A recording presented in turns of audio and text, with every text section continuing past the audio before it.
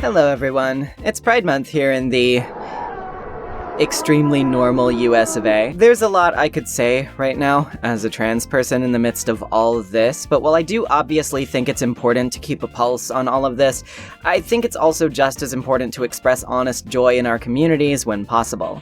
I've made it no secret over the years that, as a girl who likes girls, there are a lot of WLW ships that mean a lot to me. So while we're here, I figured, hey, the other script I'm working on still needs quite a bit of time in the oven, and this kind of positivity is something I'd like to share with you all while the timing feels appropriate. So here's a quick top 10 of a lot of Yuri ships that I personally love.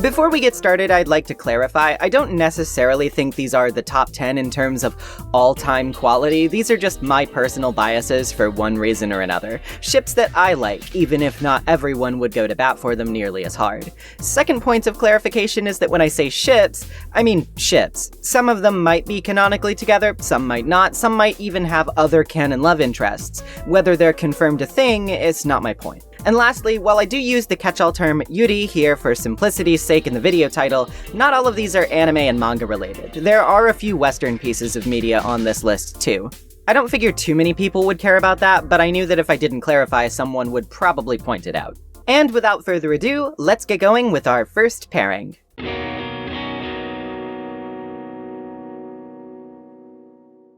Starting off with one that basically nobody has heard about because I care about it personally, Kiznaiver is a show made by Studio Trigger, which, putting it bluntly, is not especially good. It has a really cool premise, but that's about all I can say for it. Said premise revolves around a group of people forced into a program where their pain is distributed evenly among them in an attempt to create empathy between groups of strangers. A couple of excellent episodes come from the pain experienced by the group's resident bespectacled ice queen, Honoka Maki, who, as we come to find out, was in a bit of a situationship when she was younger. Caught up in a look-back-esque creative manga-making partnership with her best friend and classmate Ruru, creating a Yuri manga together under the joint pen name Charles de Macking, a sort of portmanteau of both of their names together, Ruru leans in a somewhat opposite direction to Honoka, which is to say that she is bubbly, energetic, and very open, let's say. Considering their close relationship both within and outside of their creative work, it should come as no surprise how they feel about each other, especially considering the protagonist of their manga is literally a lesbian driven to compulsively date a boy because of her internalized self-hatred. Eventually, their friendship reaches a sort of hormonal fever pitch, where it's obvious Ruru wants to take things further, but as if writing themselves into a self-fulfilled prophecy, Honoka backs out, seemingly both out of fear of what people will think, but also because of one slightly more unfortunate fact.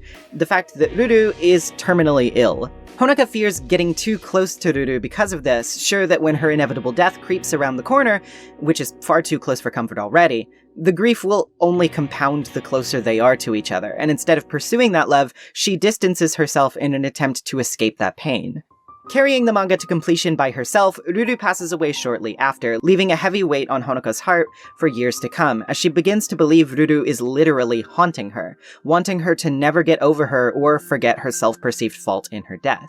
What's so sweet about the conclusion to this arc, though, is that in Honoka's processing of her grief, which finally leads to her actually biting the bullet and checking out the end of their joint work, contained within the manga's finale is a clearly coded message meant for Honoka herself, where Ruru expresses sincerely that if her memory is too painful, Honoka is free to forget about her at any time. Only then does Honoka finally acknowledge the depth of her feelings, casting her umbrella aside in the rain, looking up freely and declaring, "Me too." A long-awaited response to a confession of love, long since silent to anyone's ears but her own. They can't really be together now, but rather than allowing Ruru's memory to torment her, she allows it to be of comfort. During the show's ending sequence, where several of the female cast are juxtaposed with flowers, Honoka is shown holding a marigold, which obviously carries some weight symbolically with the dead because of Dia de los Muertos, in which the marigolds themselves are like the light of the sun, branching the connection between the living and the dead. It's as if, in desperately holding on to them, Honoka is not only remembering that Ruru is with her, but trying to share that light with her even now. This is one that holds some specific personal significance to me, so while it does err on the side of the dreaded bury your gaze trope, I still have a lot of fondness for it. The drama of internalized hatred, rejection, and what appears to be one-sided love when it really isn't, all of it hits classic checkmarks for me. There's also an air of tragedy to it, which is made all the sweeter by its resolution. Sure, I wish they could simply just be a happy couple who were open and earnest while they still had time, but there's something to be said about resolving your feelings for someone even if you can't see them anymore. To me, it still speaks volumes that regardless of whether a person is still around, the love you felt for them is real. To deal with a bit of pain for love lost is still to acknowledge the love, to know that it was there and that it was important, and perhaps even if forgetting it would be easier, it wouldn't be nearly as fulfilling. Like the written word, like the record of life, what's on the page is preserved forever, so long as someone keeps it around. Keep that flower pressed, and when you pull it off the shelf, it will always bloom for you again. Like a violet, like a daisy chain. Remember to hold their hand tight when you have it, and never forget the feeling when you don't.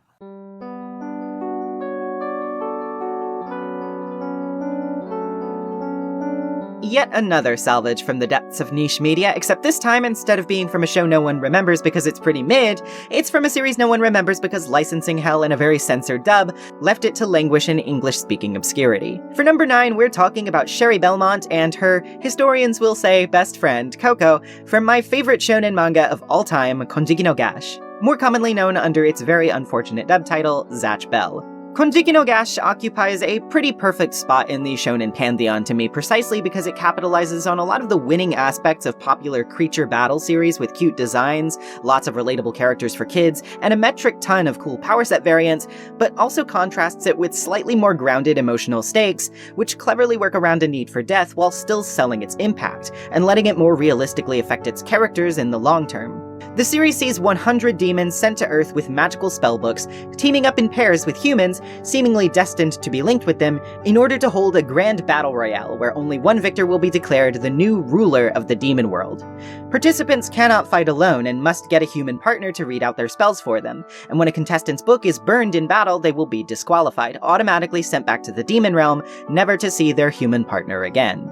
While obviously the many different pairs of characters suit each other for different reasons, it becomes fairly clear early on that some pairs are dysfunctional at best and actively built upon a bed of manipulation at their worst, meaning obviously not every pair, or even one half of a pair in this fight, is in it for noble reasons like our heroes.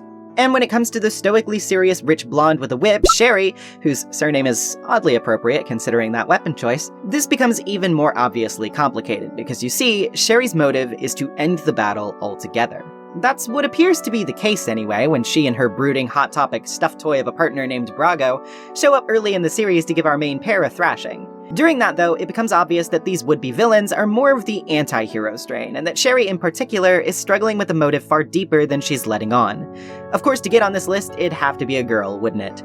Enter the obligatory flashback episode, which explains to us that all throughout her life, Sherry has had one best friend, a girl named Coco.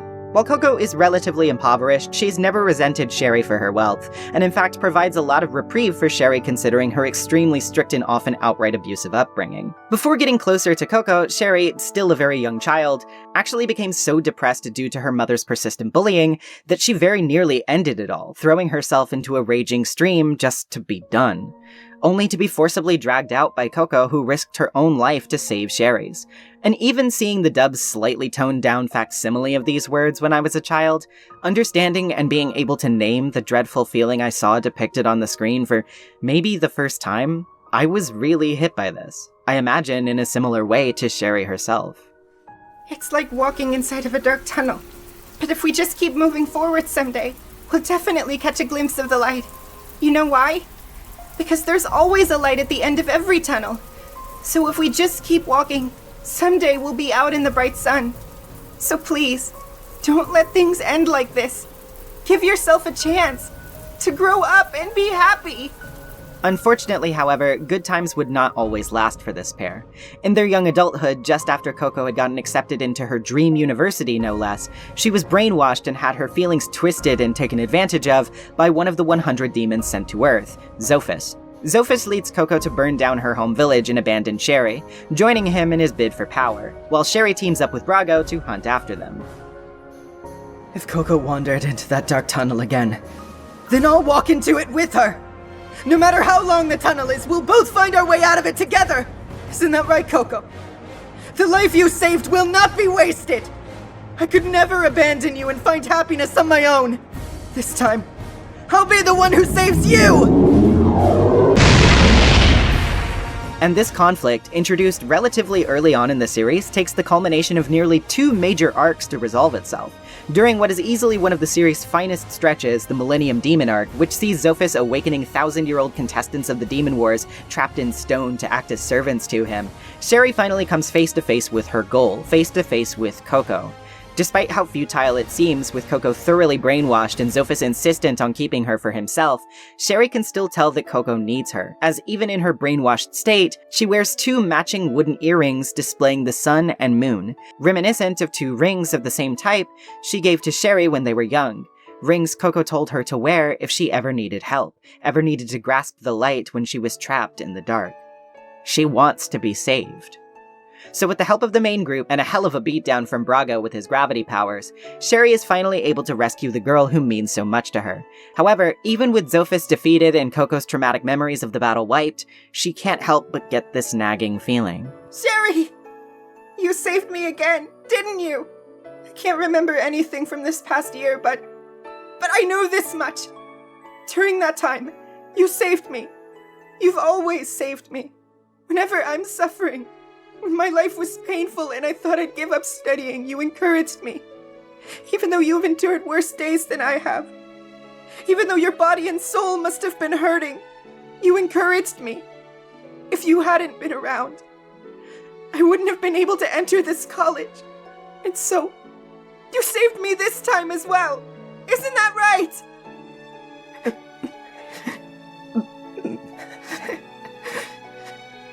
Thank you, Sherry.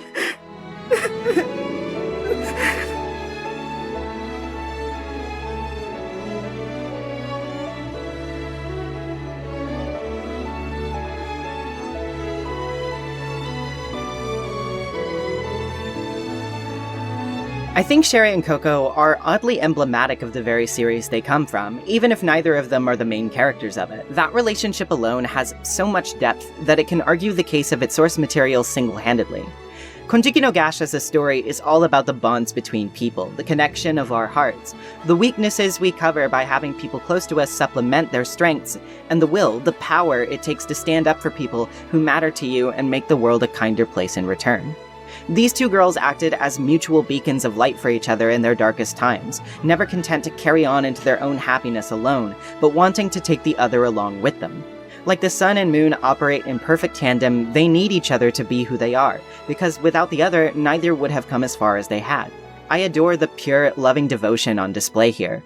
Obviously, they've got some nice tropey set dressing to accentuate what they've got going, the sort of classic class contrast emblematic of a lot of fairy tale romance, obviously. If anything, it gives Sherry's active role in saving Coco a sort of knightly or chivalrous edge, which I find so wonderfully sweet when you consider that Sherry always rocks her graceful rich girl dresses, while still jumping around beating the shit out of people with her whip. Like a true badass Belmont ought to. It doesn't escape me that her demonic partner Brago also has gravity powers. Usually the relationships between a human and their respective demon partner in Konjiki no Gash say quite a bit about the character in question, and I think it's only natural in this case for Sherry to wield this. Think about it. Gravity, the ability to manipulate gravity, often causing mass destruction, cave-ins, flattenings, etc. Since she was a child, Sherry has carried a weight on her shoulders that feels nearly unbearable, often only relieved by Coco. But when Coco needs her help, she weaponizes that weight, wields that darkness that she's been surrounded by to wade through it and grab her hand back out. When you love someone, you'd truly go through hell for them. You're bound to have to go through some demons along the way. But if you understand each other, that weight will begin to ease. That burden becomes bearable, because it's not just a cross meant for you. You never have to carry it alone.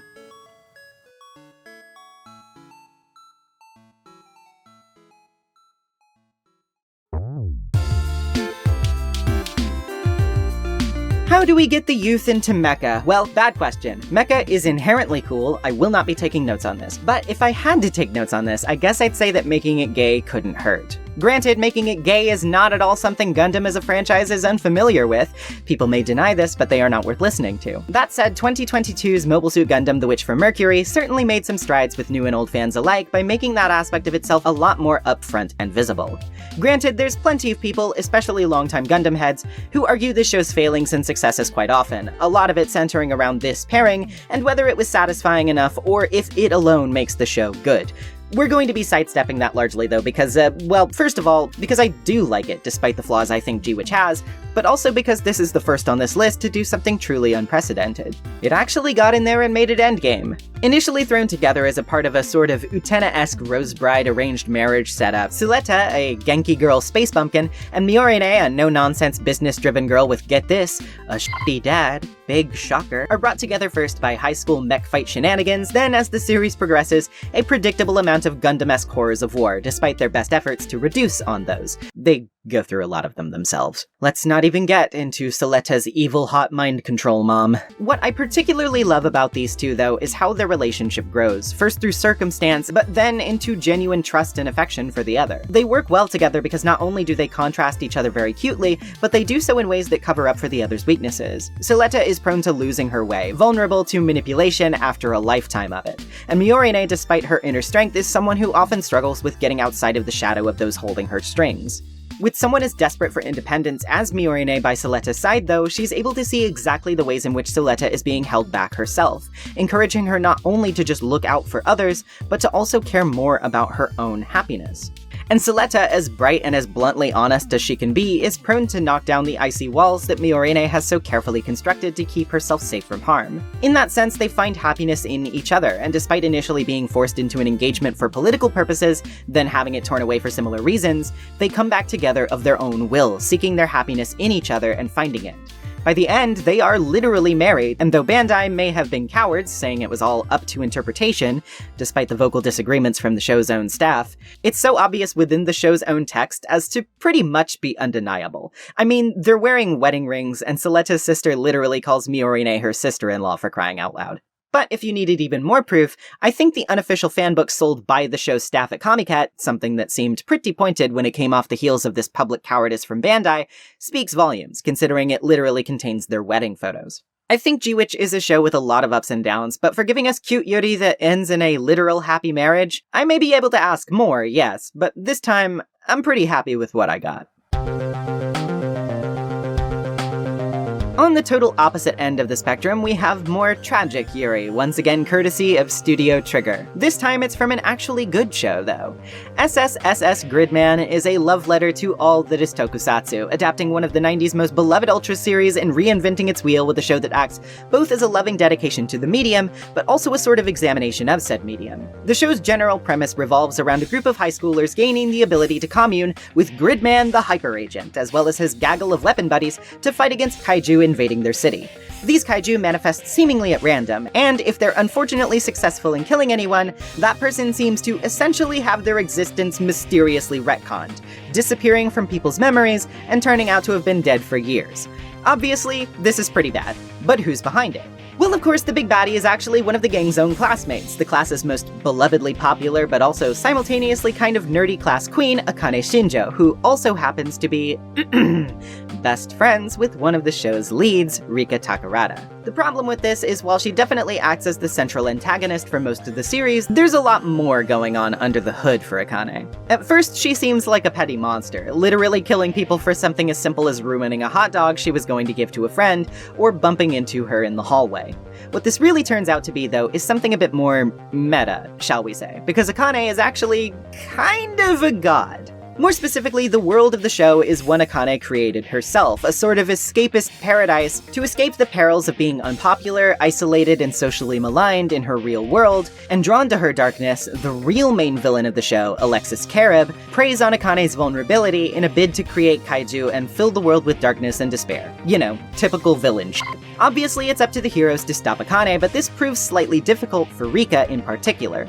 You see, despite Akane's status among her class as essentially the most popular girl in existence, Rika has always stuck by her through thick and thin as her best friend. A bit more of a tomboy, Rika plays a bit of a second fiddle to Akane in terms of popularity. Never unpopular per se, but always lagging a little bit behind. This is because she was made to be this way. She is herself always one step behind as to be the perfect friend for Akane, one who would never leave her. And yes, Akane is quick to point out when the jig is up that Rika is literally designed like this on purpose.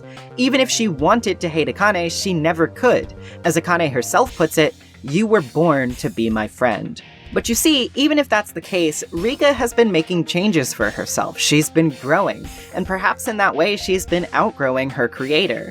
In the obligatory swimsuit episode, Akane is always sticking around Rika, asking for her help applying sunscreen and so on. In an episode where they go on a group date with some older guys, Akane spends the entire time trying to talk to Rika. I mean, sure, she currently has some ulterior motives, but even Rika herself is barely interested in the guys her other friends are fawning over, far more concerned over Akane than anything else. Indeed, even when everything is falling apart in the latter act of the show, Rika still wants to be by Akane's side. It also does not escape my notice that in the Big Dream Sequence episode, one of our only glimpses of the two's first meeting depicts them in a nurse's office with an informational pamphlet or flyer of some kind talking about LGBT health, with literal pride stickers on it. That's a pretty heavy-handed inclusion. Ultimately, while the thematic goal of the series is to usher Akane away from a fictional world, encouraging her to stop self-isolating and emerge proudly into life, it still doesn't undermine the importance of her relationship with Rika, because it's that relationship that ultimately lends her the strength she needs to move on. Rika finally gives Akane a gift she'd bought for her several episodes ago, a matching bus pass case to her own, which she used on the bus that they rode together. As a creation of Akane's, but also the person who encourages her to live her life, one could equate this to both a love of self, an acceptance of yourself and your flaws, but also an acknowledgement of, perhaps, your sexuality, the struggles you feel with loving who you love. After all, Akane has a pretty textbook case of depression, and I know a lot of sad little lesbians, even if obviously they've got a lot more on their mind than just that. A replica of this case, by the way, was also sold as official merch, literally with the name, "I always want to be with you," a name which reflects Rika's final line to Akane before she returns to her real world at the end of the show. "I always want to be with you. Please make sure that my wish never comes true." It has a bit of an obviously depressing strain to it, sort of unavoidable given the intended conclusion of the series, but it still hits. Obviously both girls also have a bit of a love interest in the male lead, Yuta, which is followed up more for Rika herself in a future installment, but while I'm not personally very interested in that myself, I do think writing this one off just because of it is a mistake. After all, plenty of characters are allowed to have multiple love interests, and I find some of these inclusions way too on the nose to be coincidental. I have no doubt that these two love each other, even if Rika is literally programmed to love Akane. It's a bit of a tragic love that can never really be sort of love, but sucker for drama that I am, you'll seldom find me incapable of feeling something about that.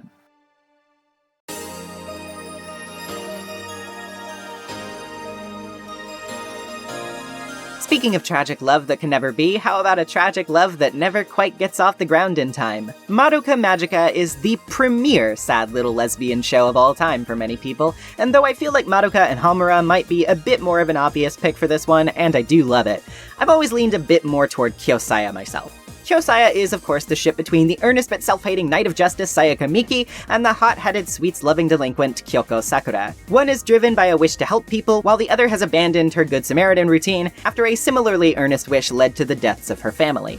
It sets up a good deal of immediate tension with their goals and perspectives, and while much of their shared screen time in the series can quickly be summarized as, "the girls are fighting," there quickly becomes an established understanding between them after they've had their deadly spats. Granted, this is Madoka, Urobuchi is going to Uro Butcher, and we only have so many episodes to work with, so they don't get quite as much of an enemies to not enemies slow burn as you might would hope for.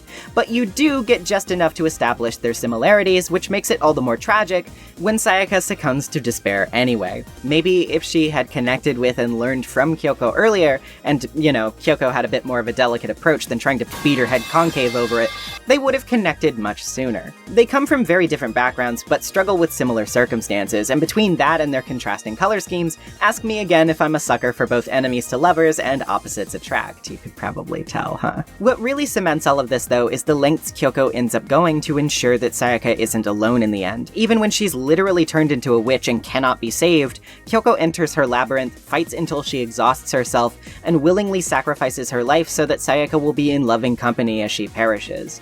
That combined with their joint character credit song titled And I'm Home, with some of the most sweetly sentimental lyrics this side of Magical Girl anime, it's pretty difficult to deny the obviously intentional Yuri-ful vibes going on here. Truly, Sayaka should stop worrying about that violin boy and get with someone who can really match her freak. Though it does seem that by the time of Rebellion, she's learned her lesson on this one, as we get a gratuitous hand-holding shot, Scandalous, and the admission from Sayaka that leaving Kyoko behind is her biggest regret. You love to see it. There's not a lot I really have to say about this one otherwise. I mean, there's plenty of juicy symbolism. Just ask me how I feel when I see that shot of Kyoko's blood literally taking the shape of their shadows cradling each other, for example.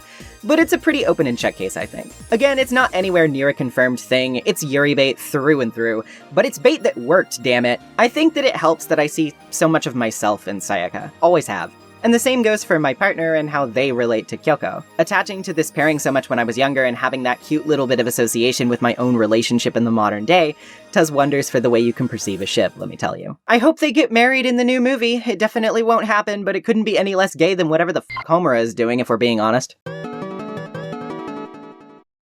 In an epic as long and winding as Homestuck, yes, we're going there, with as many facets of story, lore, and entire universes as it spans, one should definitely pay attention to a character pairing if even the author of it claims that it is perhaps one of the most important relationships in said entire series. Homestuck creator Andrew Hussey once made such a bold claim about one of the many vast sea of ships that sail Homestuck's roaring waves, and that ship happens to be Vriss Rezi, because I too can never stop winning. And it's difficult to deny this assertion, right? Their cycle of mutual revenge and one-upsmanship, which started with a close childhood friendship, soon complicated by extenuating circumstances and their upbringing, led to some of the most consequential elements of the plot, including the death of one of them at the other's hands. Quite literally without the other, their stories and the story of the Homestuck universe at large would verifiably go very differently. Vriska is obviously a controversial character at the best of times, and for someone as driven by justice as Terezi, you can easily see the ways in which she is driven to treat Vriska like her responsibility, as the person who understands her the most. This leads to her taking responsibility by killing her when it seems like the only option. But more and more, as time passes, we see it becomes her greatest source of regret. The rekindling of their original timeline selves in the Flash S. Terezi Remember is one of the most impactful moments between the two, and indeed in the entire comic for me, as it only serves to refocus the fact that these are two girls who truly cared about one another, kids who under normal circumstances could have led fulfilling lives by each other's side. In that reframing, it hits hard when Terezi essentially admits that she needs Vriska most of all. There's still definitely room for their relationship to grow, both with each other and other characters, as we've seen in other parts of Homestuck and the continuing story of its sequel ahead, but I'll never quite be able to forget the impact they share. Without them, their world would never be the same.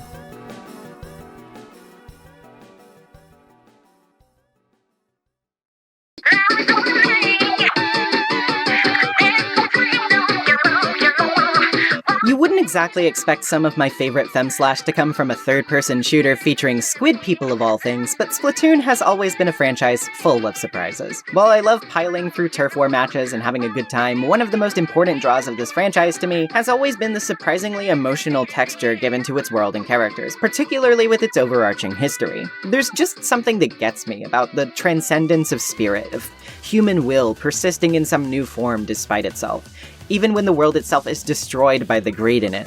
There's something beautiful about Splatoon's post-apocalypse which makes the bonds formed in said world all the more compelling to me. Shocker then that I would immediately be drawn to a classic contrast of worlds. The conflict between Splatoon's Inklings and Octarians is well established, so telling a story of two people coming together from those dueling societies is already ripe for plenty of drama. What makes Perlina so sweet to me then is that not only do the two get along almost instantly despite their differences, but those differences hardly ever factor dramatically into their bond at all. As a veritable force of potential destruction herself, Pearl has never had the luxury of being too exclusionary, and without even realizing she's been communicating with an Octarian after Marina was freed from her brainwashing via the first game's climactic performance, the Calamari Incantation, the two would spend plenty of time together on Mount Nantai, where through listening to Pearl, Marina literally learned the entire Inkling language. Imagine bonding with someone based on vibe alone so hard from the onset that you literally learn an entire language just by listening to them.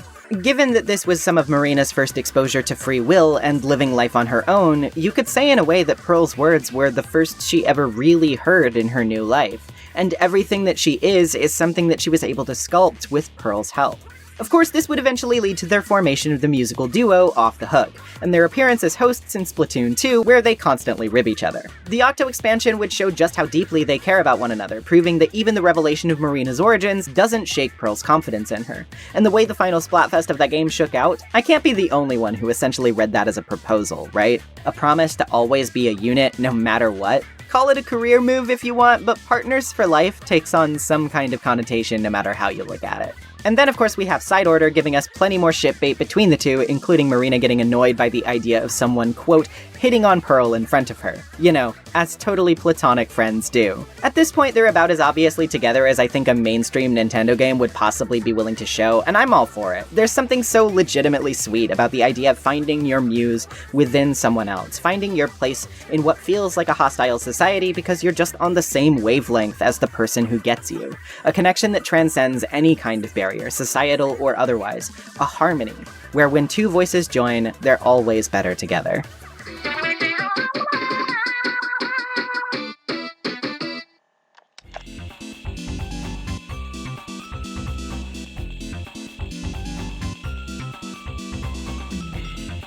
I mean, come on. There was no way we could get around this, right? Steven Universe as a show is one that was crucial for the representation of LGBT identities in general, much less couples, in animated children's media, and Ruby and Sapphire are a big part of that equation. Being a fusion of the hot-headed Rent Ruby and the even-tempered psychic Sapphire, the two together form one of the show's central characters, a fusion embodying their relationship named Garnet.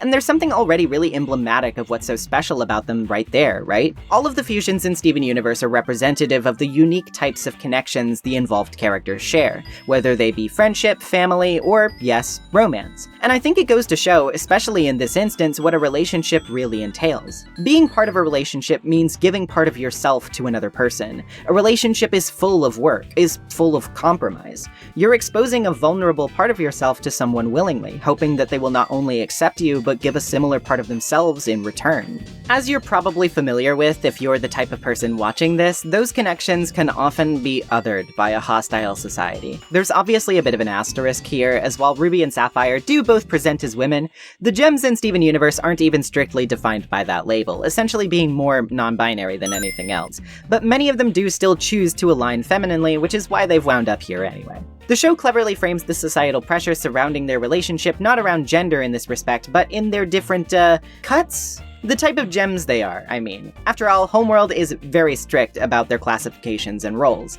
A Ruby and a Sapphire falling in love? It's not allowed. Their fusion is not allowed. It's textbook stuff, and it's not exactly difficult to interpret as a metaphor for what it is. But for many people growing up while this show was airing, it was probably their first exposure to that kind of concept. In centering the fantastical while also heavily leaning on the real experiences, Steven Universe was able to really uniquely portray not only the struggle for acceptance, but also the bliss of a relationship that persists despite the maligning of others. Their on-screen marriage was essentially the first of its kind, and while it did sadly lead the show itself to having some of its plans cut short, I'd say a somewhat rushed finale with the wedding was well worth a more drawn-out conclusion without. To this day, I am always so grateful to the Crooniverse for unapologetically sticking to their guns, because love, honest love, will always be stronger that way.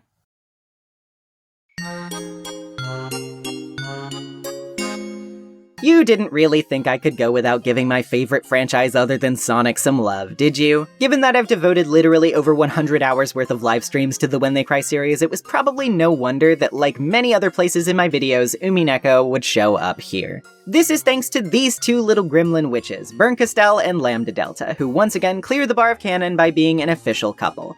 They call each other lovers, they proclaim their love for each other in those exact words multiple times. I'd say we're only missing an on-screen kiss, but their actresses in the Umineko stage plays literally have us covered there, so what more authenticity do I need? For those of you who don't know them, though, allow me to tell you why I love them as a pairing so much. As Voyager witches, Burn and Lambda are like cosmic travelers, jeering audience members and chess players alike who enjoy dropping in on the various struggles of humanity and either picking a seat to eat popcorn or a piece to insert themselves into the struggle, usually against each other. They have a bit of an on and off situationship, to put it mildly, and as eternally living magical beings of a sort, they are always on the move, always staving off boredom, and may only see each other once every handful of 100 years. but they always invariably magnetize to each other again. Bernkastel is the Witch of Miracles, a cacophony of curious dead cats stuffed into a trench coat whose heart died so many times that she became an eternally sneering villain in the plays of the less fortunate. Her help is akin to that of a Grim Reaper, dangling over a set of proceedings as if seeing them to their inevitable end. To beg for her help is to know that it may never come, but if she can pluck the chance for victory out of the ether for you, provided such a slim chance exists, she may be tempting to have in your corner. In the other corner, you have Lambda Delta, the pop-pink cute witch of certainty, who favors the prideful, the ambitious, and the underdogs. If your will is such that it will never be shaken by the derision or doubt of others, she'll essentially guarantee your odds of success so long as you never lose faith in your destiny. You may already be able to see where this is headed. Miracles and certainty are sort of concepts that exist at odds with each other, right? When you're certain of the way something will shake out, there's hardly room to hold out for a miracle that will turn the tides. But if a miracle really could come true, couldn't any certainty be broken? Having gone through tortuous, labyrinthian hells of their own making in the past, both Burn and Lambda know the fear of being trapped in a purgatory devoid of logic, where the same predictable scenarios play out in a never-ending loop. So to them, their greatest opposition ironically becomes their greatest source of entertainment, their unpredictability the spice of life, and the glare of a beloved enemy the warm gaze of the most cherished lover. Interestingly enough, at first glance, one would also assume Lambda Delta to be the crueler of the two. Her giggly popular girl persona quickly gives way in some of her earliest appearances to the cackling ravings of an apparent lover scorned. She promises that this time, the game they're playing will only ever reach an eternal stalemate, turning Umineko itself into a birdcage that Bernkastel can never leave, and therefore a place where Lambda can always be with her. But as the episodes proceed, so too does our understanding of the two. Bernkastel's stoicisms shrink away to reveal more of her sadistic tendencies, and we begin to realize that though Burn herself may be a deeply lonely person, Lambda actually isn't. She's sociable, she has friends, and believe it or not, she can actually kick it with the heroes every once in a while if their resolve is such that she gets a good impression of them. They remind her of herself in that way. And so once again, our understanding is reframed. Lambda may be touchy, maybe quite a bit possessive in fact, but Burn is no stranger to the struggle to get close, even if she may act like she only wants to get out of Lambda's clutches. Sometimes Lambda graciously plays the part of the stalker girlfriend to allow Burn the space to put a bit of distance between them. But in reality, it seems Burn herself is the most desperate to keep Lambda around. In an extended sequence in episode 6, we get an incredibly revealing conversation about this between Lambda and another character, Erika Furuto, who we do not have time to dissect right now, but suffice it to say, as an avatar of Bernkastel's, she says a lot about her master's psyche.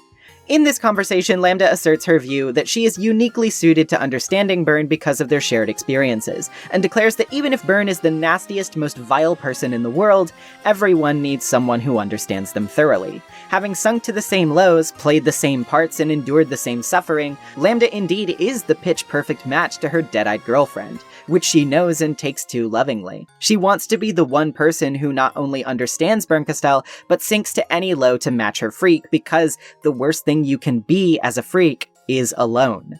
They quote old literature at each other, they torture each other, and then Burn stitches Lambda's cotton candy arms back on her body, but not before licking it to make her blush. Truly, nobody is doing it like them. They should never bring their baggage to anyone's doorstep, but God, they are perfect for each other. Before pulling up to our number 1 spot, let's run down a list of honorable mentions, lightning round style, to give them their dues. The fact that they're here is again not any kind of slight towards them or a suggestion that they're any lesser. I just like a lot of these pairings personally, and it's hard to make a top 10, you know? So let's start off with Lumity from the Owl House. What can I say? They're canon, they're adorable together, and they're from a really good show. I love a good enemies to lovers, and their personalities bounce off of each other so well to create an abundance of chemistry. Sunjing and Qtong from Tamandegushi. Their romance was so powerful that homophobic publishers got their whole manhwa cancelled, which, while that makes me very sad, I'm still glad to have gotten the time with them that I did. I'm a sucker for the tough girl and cute girl contrast. Ryumako from Kill la Kill. They literally kissed on the mouth, you can't get much less ambiguous than that. An edgy girl with a heart of gold being won over by her airhead, Genki comic relief best friend is the kind of adorable combo you just can't sleep on. Mei Bia from Night in the Woods. Angst is a cornerstone of some of the most compelling ships to me, so what's more compelling than former close friends alienated through their paths in life and suffering unique types of burnout? That car scene between them killed me, and I never stopped thinking about it. Sir Jamie from Sonic the Hedgehog. Sega will never let this happen, but I think there's all the right building blocks for something compelling here. A fiercely isolated time bomb of trauma being paired up with someone who makes it a habit of reaching the brokenhearted.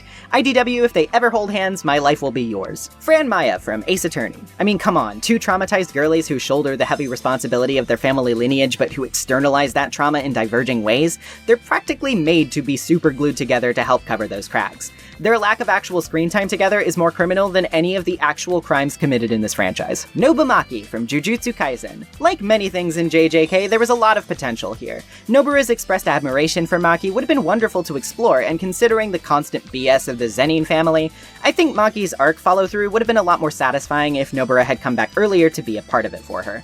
Oh well. Roxy and Ramona from Scott Pilgrim. Hey, exes are compelling too. I'm particularly fond of how the Takes Off anime reframes the cheap lesbian phase joke from previous series iterations to be more about Ramona's own flakiness and insecurity with her sexuality, giving their breakup and ultimate catharsis a lot more weight. They're never getting back together, but I'm sold on what they had, and what they could have, platonically, in the future. Honey and Natsuko from Re Cutie Honey. This series is something of an unabashedly ecchi fever dream, which is why its earnestness in depicting the love between these two always struck me as nice while watching it. Now all Honey needs to do is make Natsuko never go back to police work, and I'll be sold completely. Arcuade and CL from Tsukihime. These two just straight up hate each other, but I think there's a lot of potential here to make something compelling. They're both locked into an eternal fight they never asked for, with their agony arising from the same mutual source, this one fucking guy who ruined their lives, and if they could commiserate a bit more in their suffering rather than still holding bitterness for one another over their involvement, I think they could reach some common ground. Or they could keep fighting each other. That works too, I guess. Harley and Ivy from DC Comics. This one hardly needs any actual extrapolation in my opinion. They'd be front and center if ever there was a fictional lesbian Hall of Fame. Leave your ex and join my emo band. Or in this case, eco band. Whatever, you already know the score. They're great. And last but certainly not least, we have Utena and Anthe from Revolutionary Girl Utena. RGU is one of the most influential series of its kind, and these two are a focal point of that greatness. Through them, we get a rich exploration of gender roles, the harm they cause, and what true love can actually be when divorced from those toxic conventions. I could get way deeper into that, but we don't have time for it. Suffice to say, every girl has glimpsed the suffering of the Rose Bride, and where we're going, we don't need any princess to save us. Sometimes it's better to just shine on together. Someday. And my number one personal favorite Yuri ship of all time is...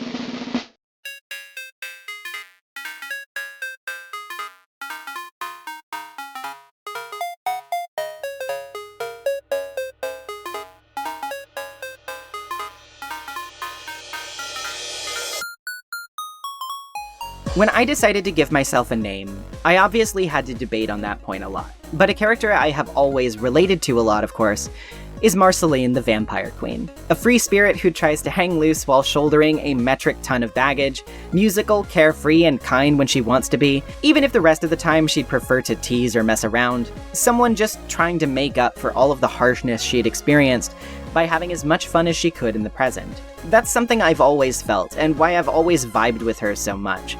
That's why my name is Marcy. So naturally, it shouldn't be any surprise that for as long as I've loved Marceline, I've been equally as invested in her primary love interest, Princess Bubblegum. A controversial character, to be sure, with more than a few reasons to be thrown onto people's villain tier lists herself, but I'm really not talking about that. I'm talking about these two's relationship. Something particularly notable about these two, who, yes, also reached the threshold of canonicity, is when exactly their journey as a canon pair began. While we had light implications of the two knowing each other even before this, the first explicit suggestion we had toward their shared history was in the Season 3 episode What Was Missing, where one of Marceline's most iconic hits, I'm Just Your Problem, centers almost entirely on the perception Bubblegum has of her, and some evident falling out they had in the past, which Marceline is frustrated by her desire to patch up. This episode, airing on September 26, 2011, became slightly controversial at the time. For reference, gay marriage was not even legalized in the United States for another 4 years at this point, so even the implication of gay exes on a children's animated series was scandalous, to put it lightly. The most of this controversy hit with a recap video posted on the YouTube channel of Frederator Studios, though, where the relationship was much more heavily implied, getting said video removed shortly after due to public criticism. Naturally, considering that this was a bit of a big deal for LGBT viewers, the subsequent removal and backpedaling from people involved also garnered quite a bit of upset, and the status of Marceline and Bubblegum's bitter ex-lover history remained contentious for years following, actively becoming a source of fandom feud where some saw the obvious writing on the wall, the fact that it was intended but met with censorship, and people who preferred to view the relationship as non-existent because of said censorship, rendering it unspoken, i.e., homophobes, basically. This was even to the point where I remember the incident in 2014 where Olivia Olson, who voices Marceline, clarified in a public appearance that the two were romantically involved in the past and the show just couldn't depict it because of censorship. And people still argued over this, giving Olson herself quite a bit of backlash for kicking the hornet's nest. Meanwhile, for me though, I was compelled by the two, certainly. I thought the brief bit of chemistry we got from them, negatively as it might have been portrayed because of mutually sour feelings, was genuinely interesting and worthy of further exploration. I already really liked both characters, and seeing the way they paralleled and contrasted each other brought to mind a lot of potential intrigue with how they had drifted apart, how they might have been together. And the show must have heard those collective prayers, because even despite the lack of concrete confirmation of their histories, Adventure Time would consistently deliver interesting moments between the two in several landmark episodes for years to come. Skywitch, Varmints, their shared moments in the Stakes miniseries, all of it continued to establish the growth between these two and how their relationship was deepening after whatever breaking apart they had before. Marceline, in particular, continues to grow over the course of the show, becoming more emotionally honest and a better, more reliable friend to the people who need her, after starting off as a bit of a more cavalier and casually cruel person. Progressive output in children's television continued to steadily grow over the course of the show's airing, which made it feel as though an honest depiction of this relationship was nothing if not inevitable. And while it did take until the very last episode, we were given a culmination of all that steady building with not only a kiss between the two, but a confirmation of their getting back together amidst disaster. In a do-or-die scenario, they simply realize that they care too much about one another to lose what they were building again. The Obsidian special from the Distant Lands miniseries took this even further by finally showing us the falling out that split them up to begin with, contrasting it with the current strengthening of their relationship. And I don't know, there's something really beautiful about that entire arc from point A to B for me. To me, the reason why Bubbline will always occupy my #1 spot here is because of something very simple: growth. I talked before about what it means to give part of yourself to another person, and how relationships need a bedrock of trust and work to function. What I think I really love about these two in particular is the reinforcement of that, of the idea of two people who may really love each other falling apart for reasons of immaturity and a lack of experience, hurt and heartache that carries with you. But when you really love someone, they're worth the work, not just in a relationship, but the work you need to do within yourself. Sometimes being the best you can be for yourself is how you can be good with someone else. Taking time to discover yourself, your priorities, your passions, building your self-image so you can confidently exist independently before bringing yourself back to the table to try again. Sometimes things don't break because they don't work, but because you weren't ready for them. And now, here they both are, more holistic and only better for each other's company that way. And really, isn't there a bit of a meta parallel to all of this, too? With how the relationship took such a journey on television? By the time of Broke His Crown in 2016, the show had pretty much leaned so hard on the yes, they're this close to dating angle that anyone with eyes could see it. After a monumental run of 283 episodes, it took until the very last one of them to get these two confirmed as a couple on screen. And now they get to carry that forward into all the post-finale content that's come out of the show. Life continues on, so to speak. Their struggle to grow and love each other again is nigh comparable in scope and time to the real-world time it took for that relationship to be depicted honestly, to get to the point where it could be shown on television, much less even acknowledged. Right now, it's no secret that relationships like these, covert as they can be, whether intended by the writers or not, sabotaged by networks or not, there is a huge contingent of people who would like things to go back to the way of what was missing, for any and all difficult implications to be shoved back into the closet, for discussion of these things to be muted because they are inappropriate. But that's just it, right? If they are, there will be something missing. If our media cannot be authentically representative of the lives all types of people live, then why tell stories at all? Art is made by people, for people, to communicate ourselves, our experiences, and our feelings to each other. Why should our love not be authentically communicated too? So many of my favorite pairings on this list gesture towards a yearning, something that often silently hangs on and hopes for what it can't have, because a myriad of factors keep it suppressed. It should be no surprise then that the ones that climb the list in terms of my personal enjoyment also tend to be the ones that had the luxury of being honest about it, about showing that love unflinchingly. I'll be blunt, I can't really foresee the future right now. I'd like to think that it will be kind to us, but I know there's a chance that that's not true. These fights have been fought many times before. Many of them weren't even over to begin with, and a lot of people want them to go back to square one. Trust me when I say, I know how terrifying that is, because I feel it too. I wrestle with it every day. But if this video communicates anything in the end, I hope it's this. This world is better when our stories are told. And not only that, it's better when we keep making them, whether in our fiction or with each other.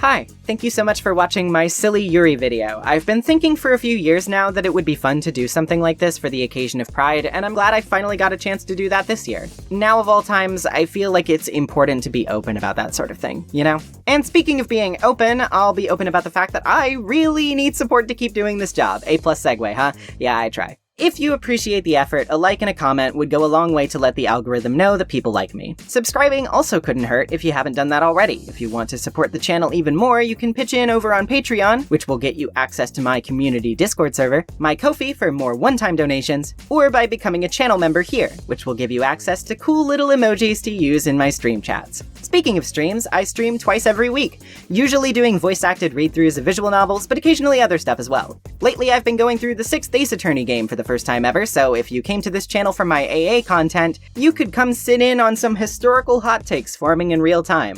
Swing by my live tab to watch previous VODs and to catch me live whenever I am. But now let me thank all of the people who make this possible, such as Cyberlink420, Serena Midori, ShogunDX, Friend of Dracula, Claire, Ali Oliver, Claire Meeboon, Bailey, Noelle Hadley, Joseph Adams, Weecon, MJL, Lord Omega 12, Stagelights, White Toast, Lay Fan, T, Saxon, 16 Crows in a Trenchcoat, Indigo, Horsefry, CJ the Magic Goose, Niche Fish, JS, Phantom Falcon, Sad Boy Alert, Space Battery, Moidba Alsue, Big Yellow, Digimaniac 33, Sable Cowl, D-Bear, Elaine Allfelt, Queen Elzyme, Deviant Witch, Zero Enderborn, Clovercool, George, Noah, Me Substitution, Everett Neely, Luna, Jane Yarley, Matt Hop, Jeff Ladd, Torterra454, Seditious, JunePop45, Spinderace, Jordan Finch, Kev Worst, and IVP. Thank you for watching, everyone, and I hope you have a great day. Catch you later. Peace.